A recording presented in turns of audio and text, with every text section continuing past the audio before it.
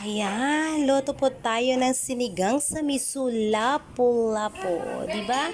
Super yummy ang iyong mapagmahal na ina-vlogger. Magluluto po tayo ng sinigang sa miso. Ayan, so kangkong po ang halo natin. Wala tayong mustasa at wala din tayong miso.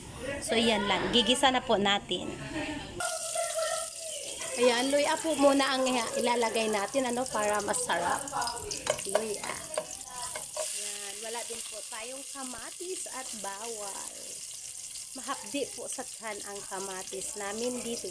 Yan, lagay na natin ang ating, pagtapos ating gisahin ang ating lamas, lalagay na natin ang ating yummy lapu-lapu. Ayan, super yummy. Hayaan lang natin siya ma-fried siya ng konti. Ayan, so na-frito na siya. Ayan, kita nyo, nagbabrown na yung ilalim. So, ilagay na natin ang ating sibuyas.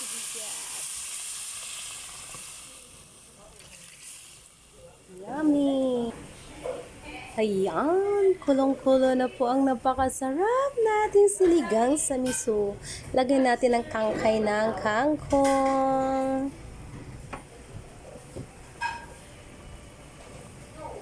Diba? Lutong-luto ng ating sinigang. Ayan o, yummy. Ang yummy uloy. Naku, napakasarap po ng isda. Yummy, yummy. Yan, ilagay na din po natin ang ating dahon ng kangkong. Diba? Napas-yummy. Ayan, done na ang ating sinigang sa miso. Lapu-lapu. O, diba? Napakasarap po ang ating isda. Lapu-lapu. Hindi lang ang Cebu may lapu-lapu. Pati ang Manila may lapu-lapu. Makati. Ayan. Ayan na. Napaka-yummy. Ayan na po. Sobrang yummy. Ayan.